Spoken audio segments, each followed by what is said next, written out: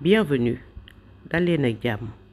Aujourd'hui, je vous présente une recette de couscous au poulet, olives et petits légumes. Tay dama leen indil togg bu ñuy wax couscous bu ànd ak ginaar ak ay légumes yu ñu dogat ba mu sew. Buñ koy togg nag dinañ soxla diw, ginaar, légumes yu ñu dogat ak soble bu ñu dogat ak olive ak suñu couscous ak yuñ koy safale. Les ingrédients sont de l'huile, le poulet, du surgelé de macédoine, des oignons émincés, des olives, notre couscous et puis bien sûr les épices. Mettre notre marmite sur le feu et mettre de l'huile. Nañu tek suñu cin suñu taal daldi sotti suñu diw. Dès que l'huile est chaude, mettre une poignée d'oignons émincés et d'ail. Bu suñu cin tàngee ñu daldi jël soble bu ñu dagg ak laaj ñu rosi. Bu ñu rosee ba nga xamante ni soble baa ngi ñor, on laisse cuire l'oignon jusqu'à ce qu'il soit translucide. Et puis on rajoute le reste d'oignon. buñ suñu soble bu ñu gisee ne lax na ñu daldi jël la desoon ci benn soble bu mag ba ñu daggoon ñu dolli ko. On a utilisé un gros oignon et on l'a mis en deux parties. Une fois la première poignée devenue translucide, on a rajouté le reste des oignons et on a laissé tout cuire ensemble en remuant pour que la cuisson soit homogène. Dañu yëngal nag ba nga xamante ni li ci suuf du gën a ñor. Bu soble yépp laxee ñu daldi ñuluk. Et dès que les oignons sont translucides, on rajoute de l'eau à la cuisson et on laisse cuire un moment.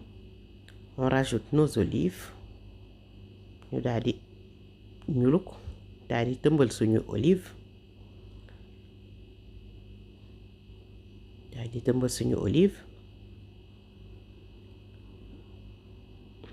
et puis on laisse cuire un peu et on va pas tarder à mettre le sel et les autres épices, le curcuma, xorom, curcuma, poivre, gingembre, piment, poivre, ginger, kaani ak curcuma. Ñu daldi jël yépp sotti suñu cin. On met le tout dans notre marmite et c'est des petites cuillères à café de chaque. Des cuillères bien rases.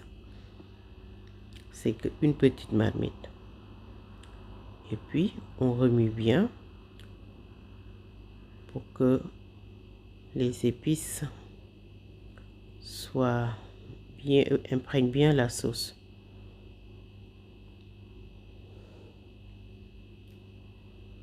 Et puis on laisse cuire un instant.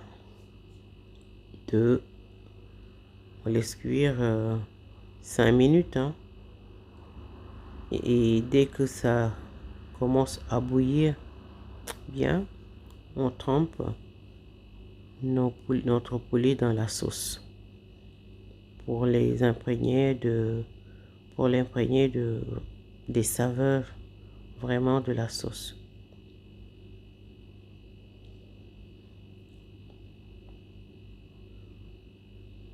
Et on n'oublie pas vraiment de remuer pour pas que ça colle. La sauce ne colle pas. Bu ñu fàttee yëngal suñu cin ndax dañuy bañ mu dar. On laisse bouillir quelques minutes. ñu bàyyi suñu cin mu bax.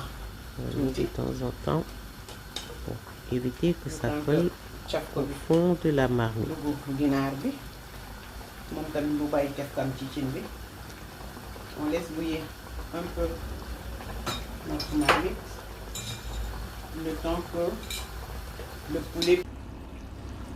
Et là, la sauce a bien réduit au bout de 5 à 7 minutes. Et là, on rehausse les saveurs, on ressale. Suñu sauce nag dog na léegi dañuy daal di xoolaat li manqué ñu dolli nañu xorom tey boo ñu fàtte wëlbati ginaar gi ba ñaari boor yëpp mën a sax. On n'oublie pas de retourner le poulet pour que le côté qui n'avait pas trempé dans la sauce puisse tremper aussi. Et puis on laisse mijoter encore quelques minutes. On enlève la cuisse de poulet que l'on va réserver de côté. Ñu seppi suñu ginaar suñu pooju ginaar daal di koy teg ne daal di jël nag suñuy légumes dugal ci cin li. Et là on met notre macédoine de légumes dans la sauce et on tourne bien, que les légumes soient vraiment partout, que vraiment la répartition des légumes dans la marmite soit homogène. Et puis on laisse cuire environ 5 minutes à feu doux. Puisque le surgelé, ça cuit vite, hein. Le temps de cuisson des surgelés est très réduit. Donc ñu wàññi suñu gaz bàyyi muy baaral parce que légumes yi congelé la te dafa gaaw a ñor. On réajuste le goût, on rajoute une cuillère à soupe de vinaigre. Ñu daal di jël kuddu vinaigre sotti ci. Bu ñu paree daal di yëngal ko vraiment ba nga xam vinaigre bi tas na ci cin li. Une cuillère à soupe de vinaigre. Et puis on rajoute aussi une cuillère à soupe de moutarde. Et puis vraiment on remue bien dans la sauce.